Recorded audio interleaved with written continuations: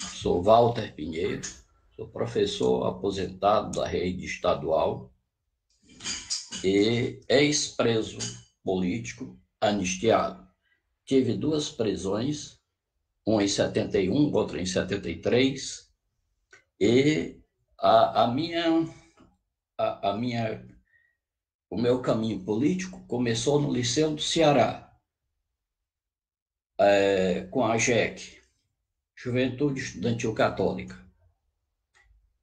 Na mesma época, inclusive, em que lá militava o Tito de Alencar.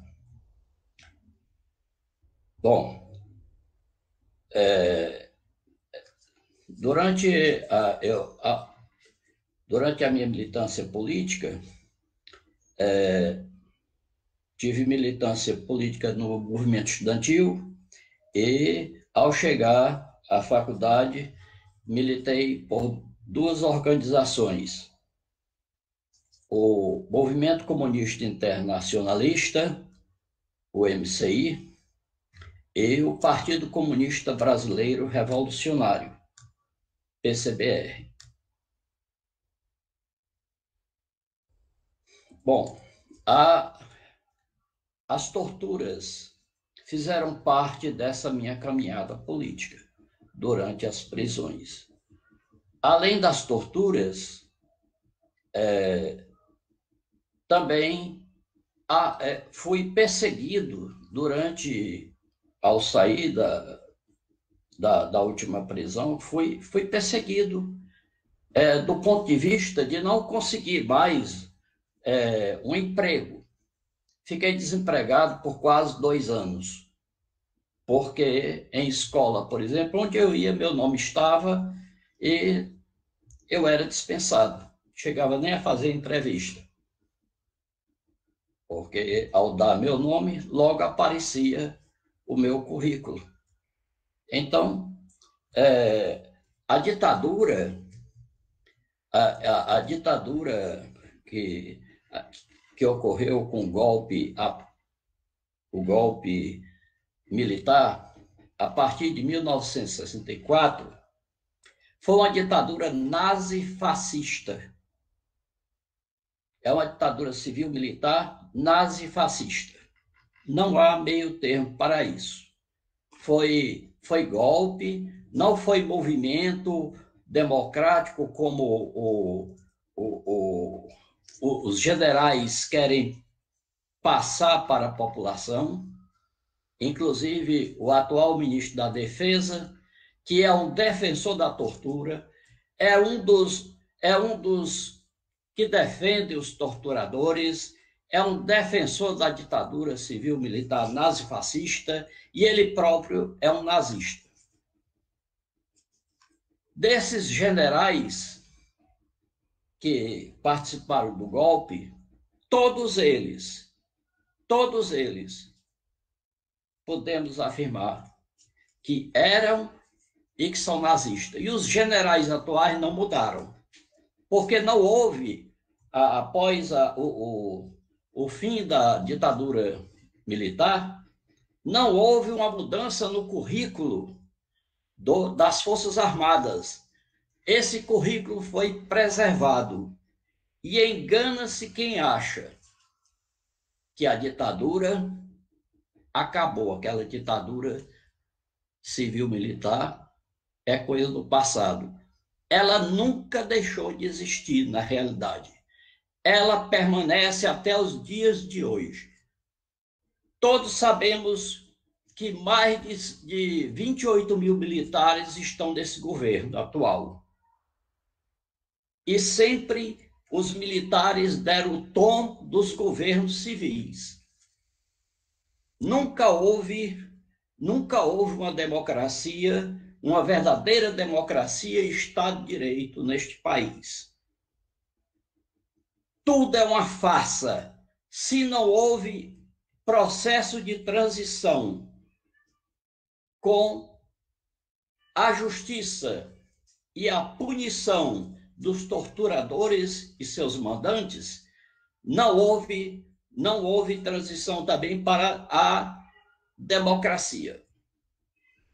E nisso não é a questão só dos militares, o judiciário todo sem exceção, principalmente o Supremo Tribunal Federal, é conivente com tudo que vem acontecendo aí no atual governo.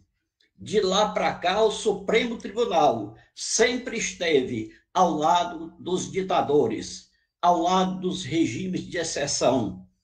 E não é à toa que foi o Supremo Tribunal que entregou Olga Benário aos nazistas na Alemanha.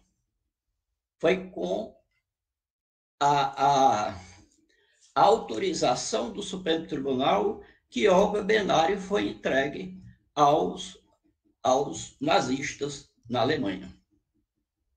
E mais, durante a ditadura militar, todos os crimes cometidos, crimes de lesa humanidade, não eram divulgados, porque havia sido imposta a censura.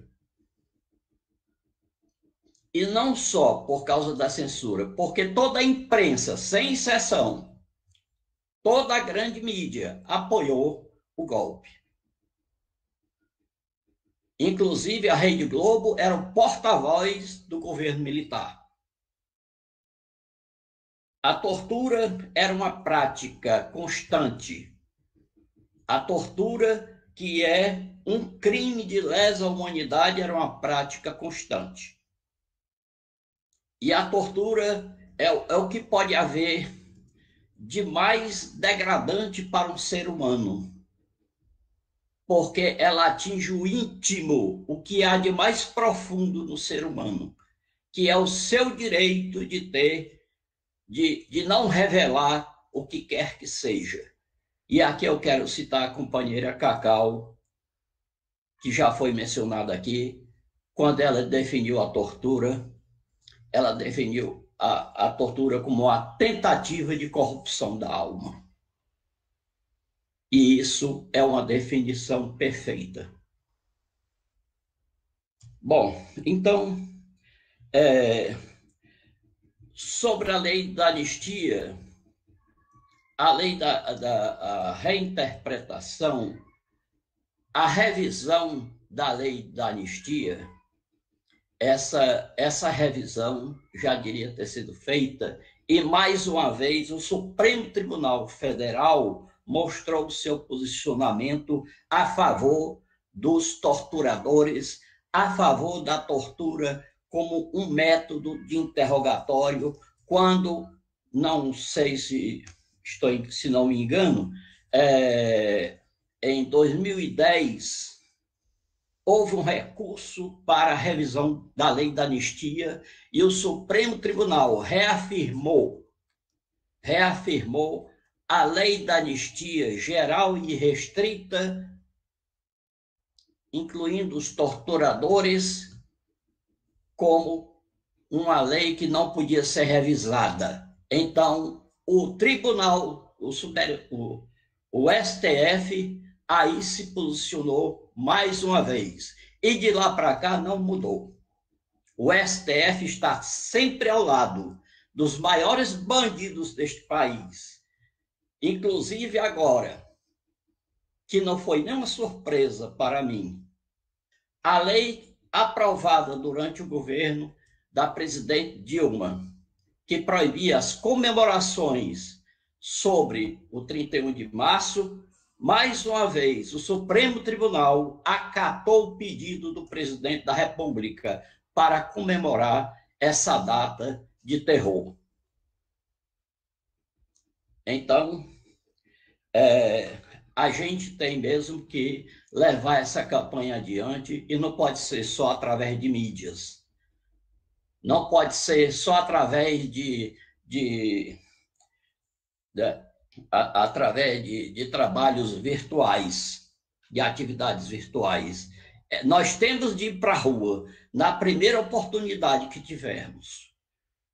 Vamos para a rua, não só para combater, para exigir a revisão, a reinterpretação da lei da anistia, não só para isso, mas também para exigirmos todos os nossos direitos. Direito de liberdade de expressão, direito de organização, direito, inclusive, de lutar contra esse sistema capitalista para construir uma nova sociedade. E essa sociedade tem nome, que é o socialismo. É o nosso direito de nos organizarmos para mudar o sistema radicalmente. E durante aquele período terrorista em que as Forças Armadas estiveram no governo, o terror era a tortura. E agora, na continuidade daquele golpe de 64, que nós estamos vivendo ainda, o terror é a pandemia. O atual governo, que é um psicopata genocida, presidente da República, que é um psicopata genocida, ele está usando a pandemia como uma nova forma de tortura. E aí nós temos, não alguns presos políticos, que não foram alguns, foram milhares e milhares aqui no Brasil, inclusive de assassinados políticos assassinados. São apenas 400 e tanto, como muitos querem dizer que foram os assassinados no Brasil, foram mais de 1.500, só num cemitério em São Paulo. Só no cemitério em São Paulo encontraram mais de 1.500 ossadas. A juventude destruída.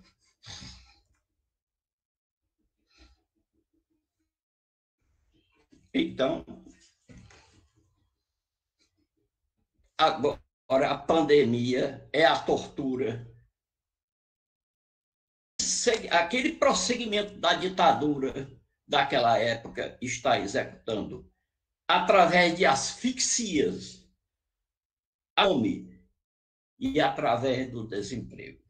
Então, para encerrar, eu quero dizer que eu queria voltar aqui à questão. Eu atualmente faço parte do Comitê pela Memória, Verdade e Justiça. Esse comitê teve um papel muito importante na criação do Memorial da Resistência, Arquivos das Sombras, que é Cultifor, e que pouca gente visita. E esse memorial está ameaçado de desaparecer. O memorial é um símbolo para que a memória permaneça. Então, faço um apelo para que todos aqui não só visitem o Memorial da Resistência, mas que convidem também outras pessoas para manter aquele memorial vivo. Porque sem memória, um povo não pode lutar por libertação, porque nem conhece o seu passado. Pouca gente, é um percentual mínimo.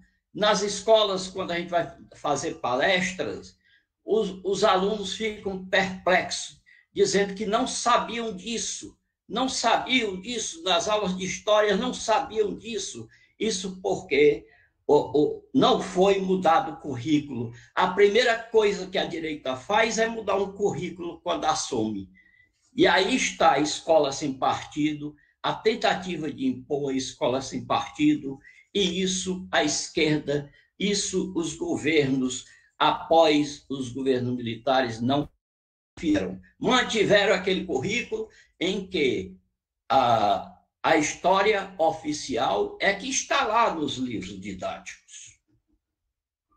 E para encerrar, eu quero só acrescentar que o capitalismo não é o fim da história e que a luta pelo socialismo continua.